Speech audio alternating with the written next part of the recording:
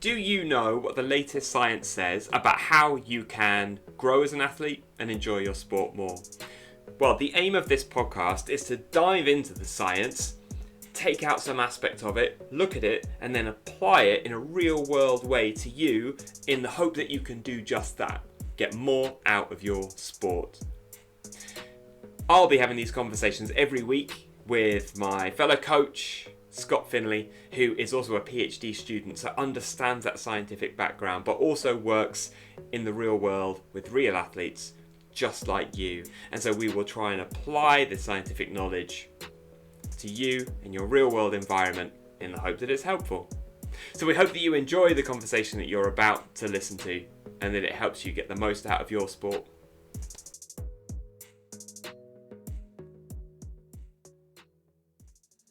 Okay, hi everyone. Welcome back to the Elevate Multisport Academy podcast. I'm back here with Joel and I am Scott. How are we doing today, Joel? Very good. Thank you very much. A big lawnmower has just started up right outside the window. So if that rumbles along in the background, I apologise. This is the real world. That's quite all right. I can't hear it, so you're all good. Good stuff. How are you? Good. Yes, all good. Thank you very much. So we're back again with another journal article. We're going to have a good discussion about that. Before we get into that, we'll just, quick, idea of what we hope to get out of the discussion today. The article's about wellness, so maybe we can give some key points or key takeaways from how people can improve their wellness, their well-being, and it kind of links in with training load as well. So hopefully we can help you out there. Getting to the title of the article today is Training Load, Aerobic Capacity and Their Relationship with Wellness Status in Recreational Trail Runners. So fairly simple title for once, thankfully. But what they're trying to do was look at things like training load and fitness and see if there's a relationship between them and an athlete's wellness. On reading this, Joel, you might have felt the same thing, but wellness is quite a vague term. So I think it's worth clarifying what they mean by this. And that might not be what we mean by it when we go on to discuss it later on. But they've said well-being parameters that include, among others, the perception of DOMS, that's delayed onset muscle soreness, fatigue, stress, or sleep quality. So those are the things that they've looked at when they mean wellness. Would you like some quick fire questions? I always like some quick fire questions, Scott. Yes, please. Good. All right. Do you think that well-being needs to be a higher priority for some athletes? Yes, I do. Should your wellness and readiness to train influence what training you do? Absolutely, yes. And can taking care of your well-being be as simple as taking a day off training or going for a walk? Yes, does not have to be complicated. Good, I like that. Thank you. Okay, very quickly, what was the study about? We don't need to go into too much depth here, but so they had 47 Portuguese male trail running athletes. They were averaging about 35 kilometers per week. And basically they filled out a questionnaire before every session and race. And then, they did some physiological tests as well, but the bulk of the data came from the questionnaires that they were filling out across this 4-week period. Okay, so as I kind of alluded to before, it's a study about well-being. It doesn't seem to be that much discussion about it. So to me, their meaning of wellness is more about kind of readiness to train. Does that how does that sit with you? Yeah, I think that's true. It's quite a narrow description of well-being because, like you said, they've used a particular questionnaire that they gave to these athletes that only really looks at those things, so sleep, stress, fatigue, delayed onset muscle soreness, and that's it. So it's a really narrow view of wellness, which we know is going to be a far bigger, more holistic thing with nuances between individuals. So the quite basic design, I think, limits what they can say about wellness, really. But what it led me to think about far more was, well, if our wellness impacts training, then what are the other things that we can do that impact training positively and essentially make it as easy as possible, as productive as possible, as pleasurable as possible, while still getting the work done. And so I think this study inspires a really interesting discussion. Yeah, oh, that's good. Thank you. So on to some of the kind of, I guess, findings of the study was so they, as I said, they were trying to look for relationships. So this, they looked at these correlations between things like RPE and stress. So stress was, so RPE was, obviously is the rating of perceived exertion. So that's how hard their training sessions are. So that wasn't correlated with stress, but RPE was correlated with sleep. The biggest correlation, so the biggest relationship they found, which was between sleep and RPE, and this was a positive correlation. So we had a quick discussion about this before. So the positive correlation means that as sleep quality goes up, so does their RPE. So as they sleep better, they are training harder. So admittedly, it wasn't a very strong correlation, and it was only over a 4-week period. But does this maybe suggest that these athletes are kind of responding to good sleep by training harder? Maybe they're listening to their bodies. I certainly think that could be a takeaway, because we'd expect it to be the other way around, wouldn't we? Whereas we don't see that through just the results of this study alone. So I think that there's probably something in both sides. The take-home point is sleep affects training, or sleep quality affects training. It doesn't look at sleep amount, but we could also suggest that sleep amount affects training as well. And it can affect it in different ways. So poor sleep amount or quality might affect training in one way and might well make it harder. The point here is that if you get more sleep, training becomes harder because you're doing more, and that's also productive. Again, the easy takeaway of that is we need to have really good quality sleep, because that is going to help us train better. And even if we perceive it to be harder, that might actually be, from at least one angle and physiologically alone, a good thing. Yeah. No, I mean, there's a really good book on sleep. We've probably read it as well. Matthew Walker's Why We Sleep. That's getting into the key takeaways already. If anyone's interested in learning about sleep, that's quite a good read. Or I had it on audiobook as well. So go on then, Scott, jump in. What would be your 3 top tips based on that book? Oh, it was a while ago I read it. I think I've put you on the spot there, because we've not prepped that at all. But I know, No. one of them, I remember someone I've not read the book entirely, but I remember one of the takeaways that I've got from reading about the book is that, basically, if you're not getting 8 hours sleep a night, you're not getting anywhere near enough. And, most sort of high-level professional athletes are kind of shooting for more like the 12 hours sleep across a day, usually with a significant hour-and-a-half nap in the middle of the day as like a full sleep cycle, which is about an hour and a half, and then just, the other kind of 9 or more through the night.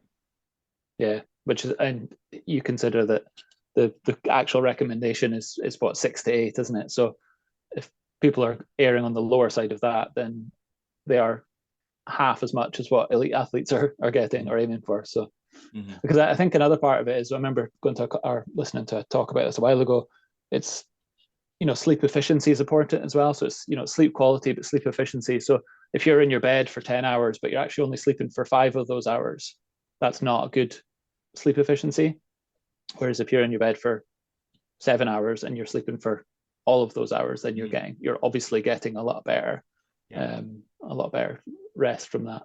Yeah, and that's where quality, again, from this study comes in. It's not just about the amount, it is about the quality. And so we think again, well, okay, so how do we get really good quality sleep?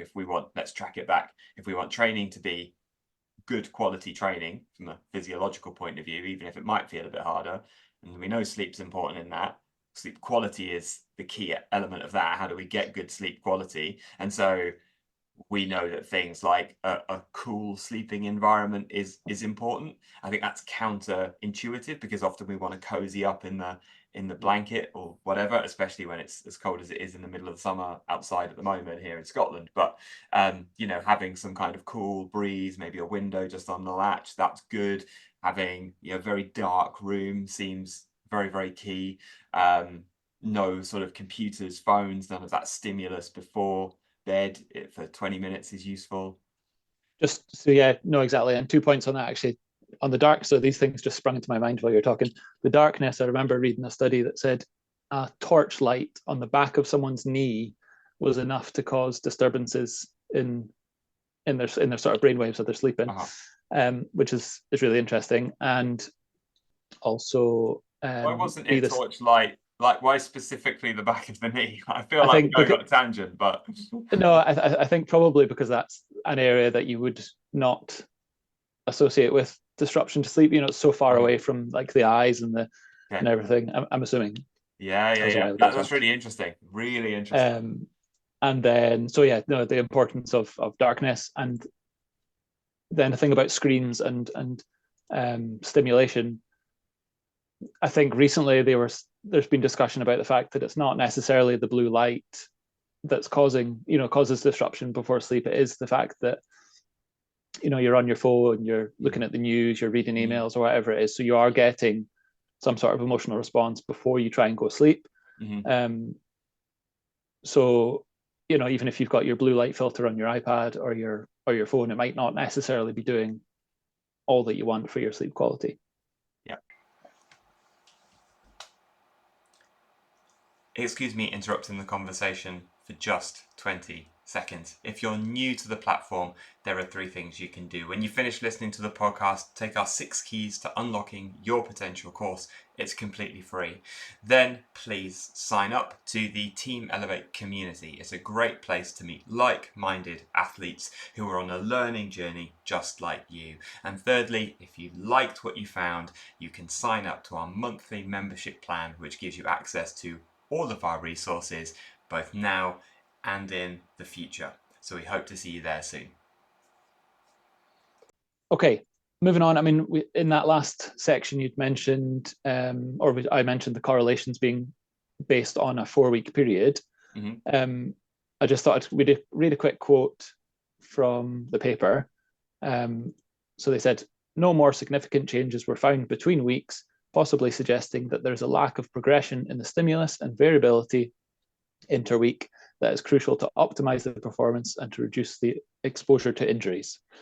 So my take on this is they're suggesting that this was not an optimal 4-week period. Mm-hmm. But again, for me, it kind of highlights the importance of taking a bit of a step back and looking at the bigger picture. Yeah. So yes, they didn't alter their training week to week, and yes, they didn't alter the training within the week. So the training was very similar. But you take that step back and look at the bigger picture, and you think about your goals, and you think about time of the season, time in the sport. Again, why you're training. Are you training to be competitive or for health and fitness? And I think, from the point of view of athletic longevity, there probably needs to be a bigger focus on finding an appropriate balance between performance and well-being. And I'm fairly sure you kind of agree on that, because we've had discussions about this sort of thing before. But do you want to jump in there?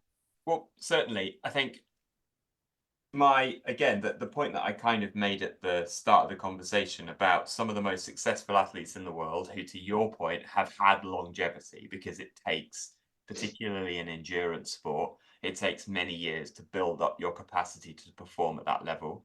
So that takes longevity. To get longevity, it needs to be sustainable, and to be sustainable, it needs to be enjoyable from a psychological level, but on a physiological level, it needs to be sustainable too. Like, anyone can go out and smash a really hard training session, but you can't do that day in and day out.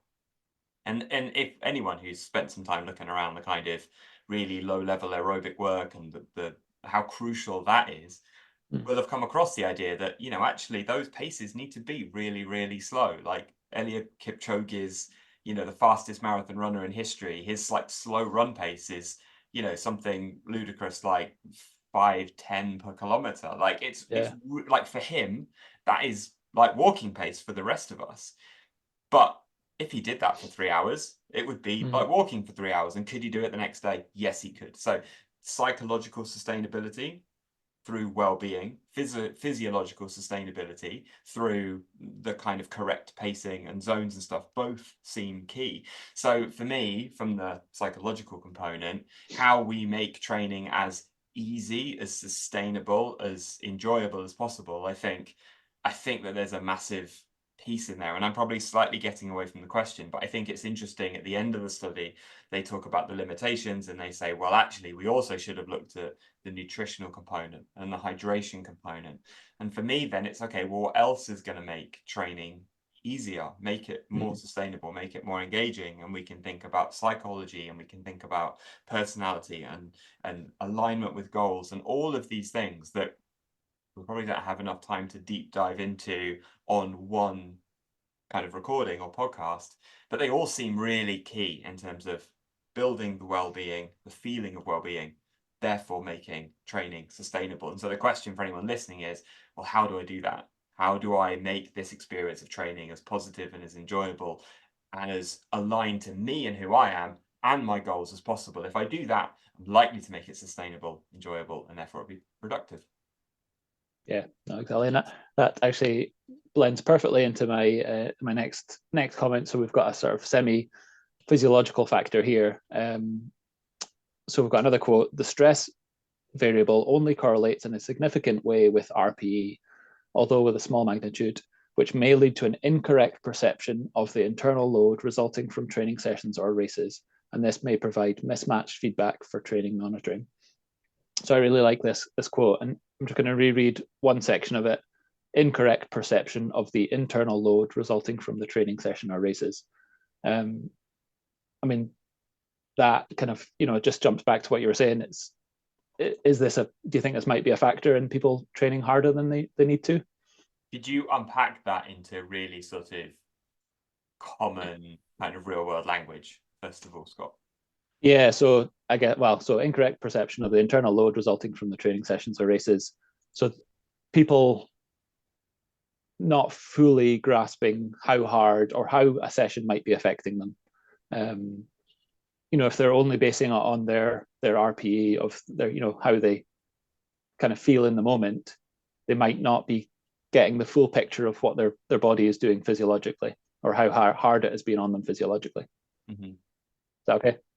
Yeah, there's so many factors that fall into RPE, and like something that pops into my mind, my wife's a nurse, and so part of her job is to go around and kind of, in a very basic form, say, how much pain are you in? And she will regularly tell me about the patients that will say, oh, I'm a 9, I'm a 9 or a 10, and she's looking at them going, well, you've just chatting to your family, you've had lunch, you're walking around a bit. Like, I know that you're not perfectly well, you're in hospital, but you're certainly not that 9 or a 10 scale, because there is so much that goes into that judgment of just perception of exertion. And we can alter that almost in a moment just by changing our psychology or our particular, one of the things that I'm interested in is the sort of power words, self-affirmations, positive self-talk. And I know that from my experience, I can be in, a situation where I'm, say, racing. So the effort is hard. Physiologically, my body is on sort of redlining. And I can be feeling, oh my goodness, this is really horrible. Like I am this kind of 9 or 10 sort of level. It couldn't be worse. And then that's a little red flag to me to go, hang on, rethink it. Just reframe this now. What's positive about this moment?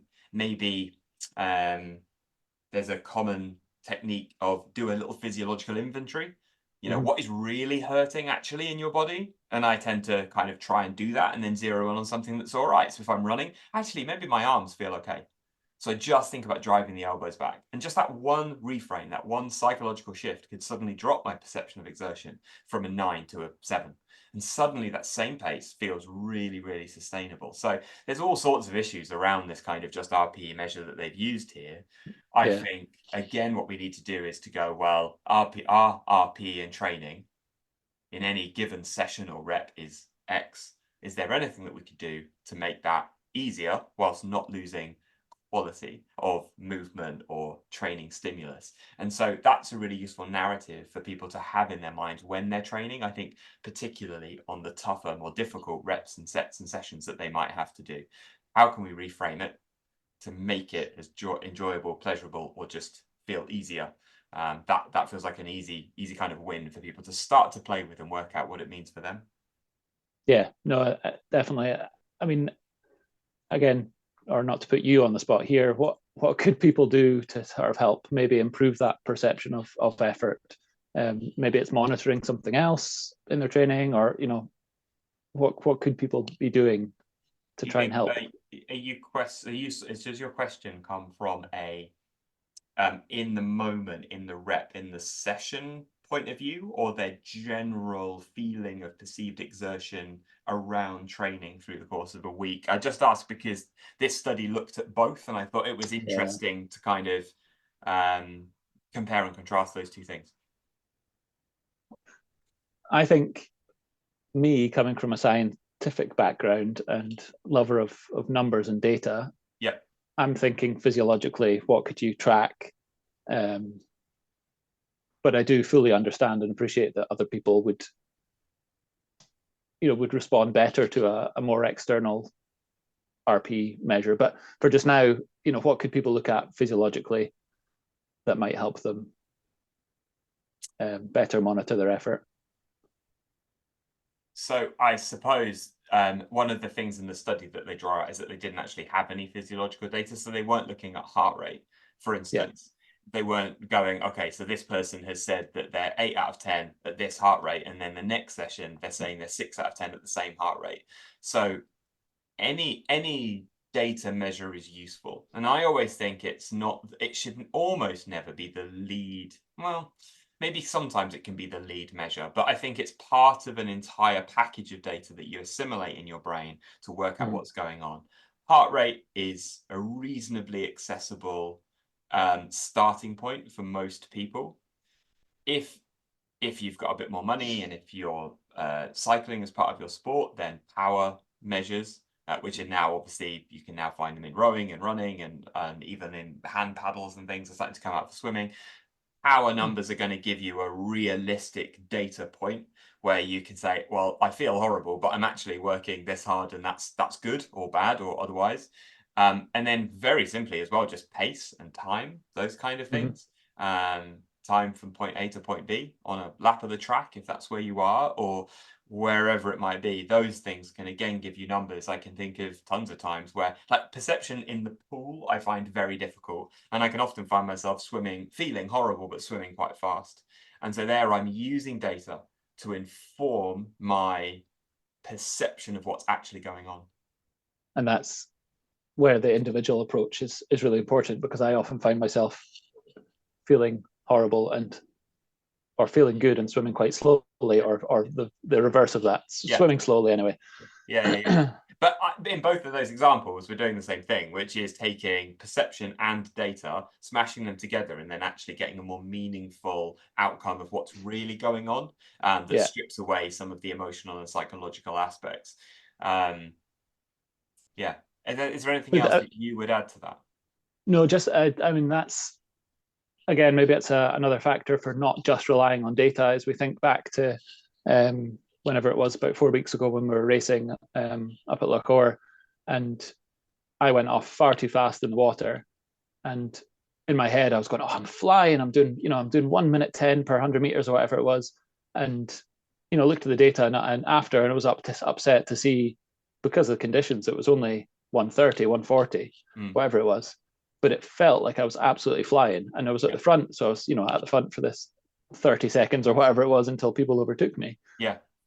But had I been looking at the data, I would be thinking, oh, I'm doing terribly here.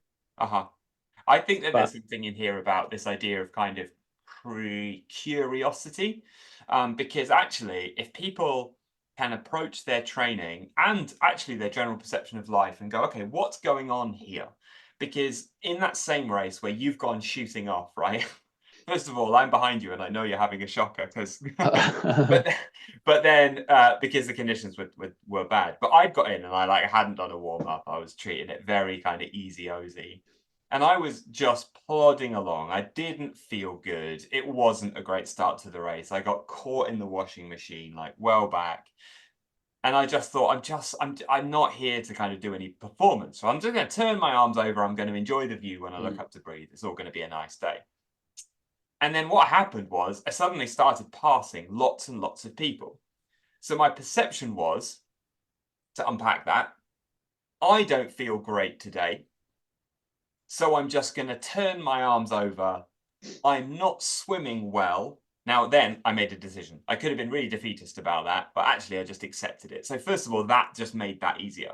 But then Yeah. the next layer came in was I was actually passing loads of people, and by 200 or 300 meters in, suddenly I found myself on the feet of the leader, and I had no idea how that happened. But this is a data point. It had happened. It was Yeah. objective.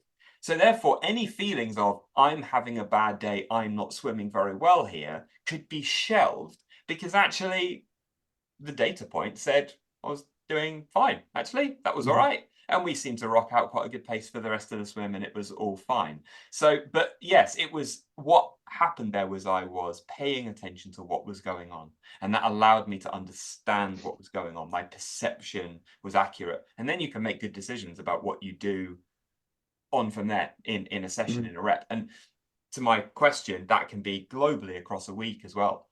Wake up in the morning and you feel horrendous. Okay, well, be curious about that. What does the data say? What's your resting heart rate like? How many hours sleep did you get? What was the quality like? What are the things that you have done that week that might have influenced that point? And if you're curious about it, you can then decide what the right kind of training is, or whether, like you said earlier, you just have a day off. That's actually the best training that you can do. But yeah, data points, assimilating information, and then being interested in it. Yeah, no, definitely. And just on your point of what other things have you done that week, that doesn't just apply to training. You know, I was listening to a podcast the other day that was talking about, oh, you've just gone, it was about running injuries, and they say, oh, you've painted your house this week, and then you go running and you get an injury, and you go, well, I've not done any running, but Yeah. the physical effort of of painting a whole house, or whatever it is, Yeah. it's important to consider the external factors, not just training. So Yeah, something else to stress bear is in mind. stress. That's something I'll always Yeah, remember. You said first that that was the first time I perceived it, was you saying stress is stress. And we don't know where that comes from, and life is going to bring us stress in all kinds of places. So then again, how can the training reduce the stress rather than add to it? And that's going to reduce the perceived exertion. It's going to make the training more pleasurable. And it's not about I don't want people to listen to this and just think, oh, this is all about just happy training. But I do yeah, genuinely think if we can make training as pleasurable as possible, even if it might be uncomfortable, it becomes more sustainable. And if it's more sustainable and consistent, it will lead to better progression, consistency, and ultimately performance. So it feels like it's at the root of good performance. It's not, kind of pleasure and performance aren't mutually exclusive. no, exactly. I mean, your point about you running and starting to focus on the arms, that reframing thing, you're running that fast, that hard for a reason, because you want to perform.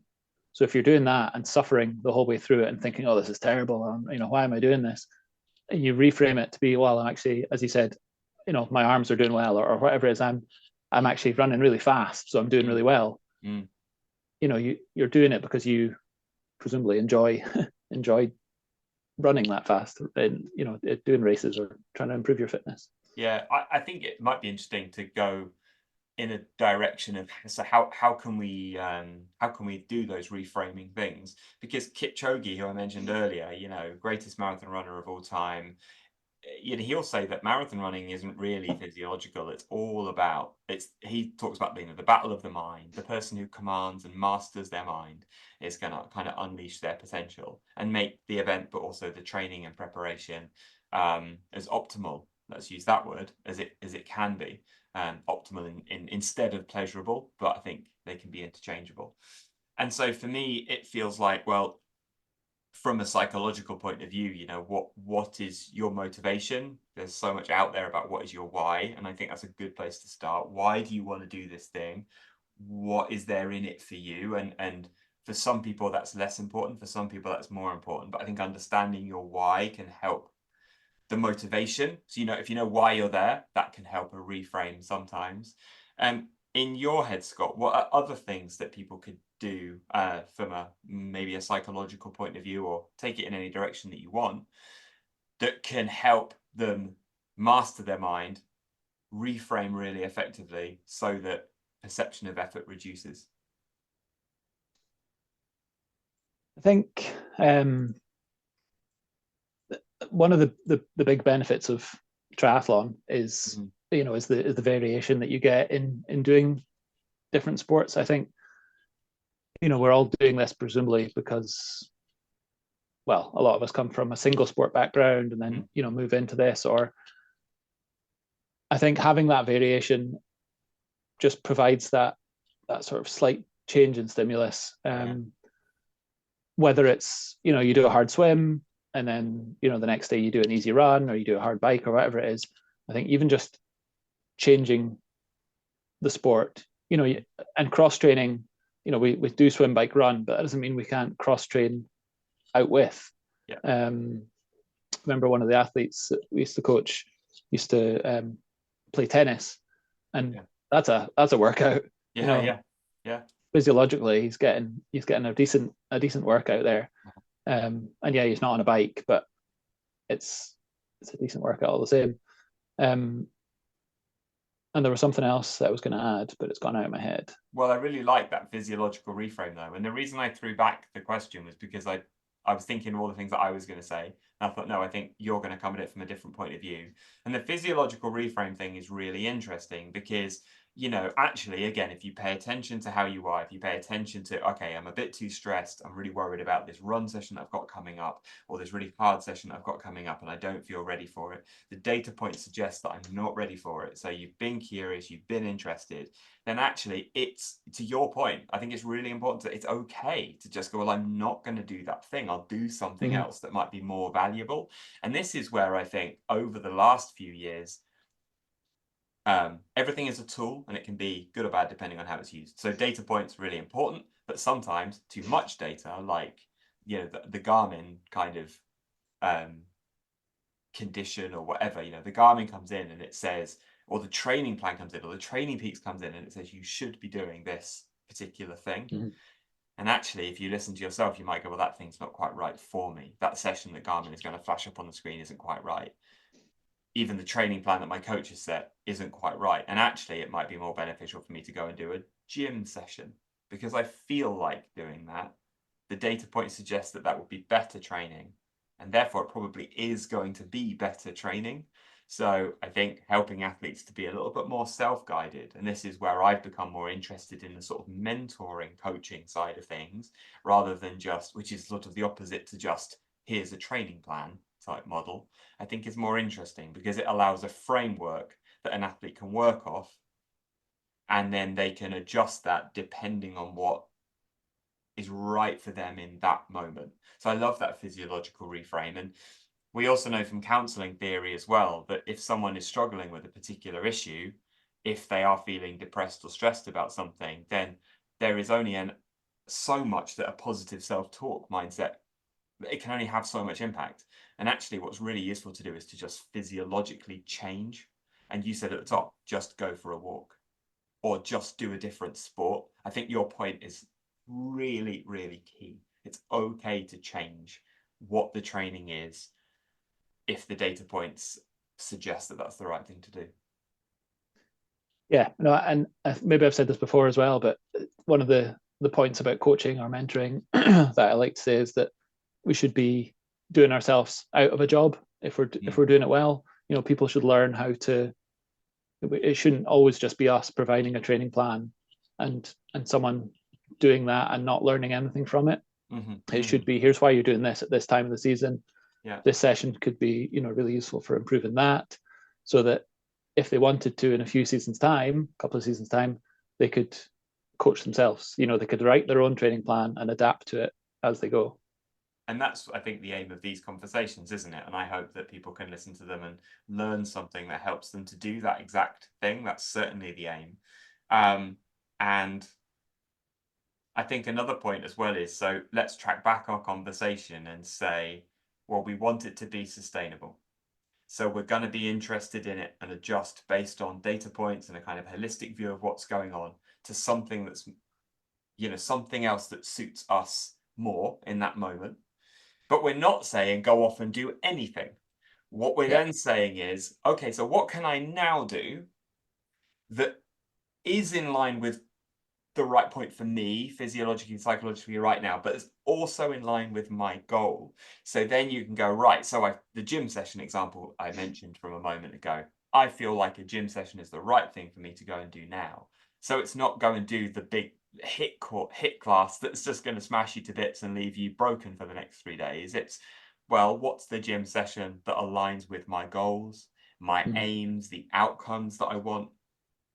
That's the thing you go and do, because then it's appropriate for you and it's appropriate for your aims. And I think if you can marry those two things up, you progress yourself in the real world, you progress yourself towards your desired outcome as effectively as you can.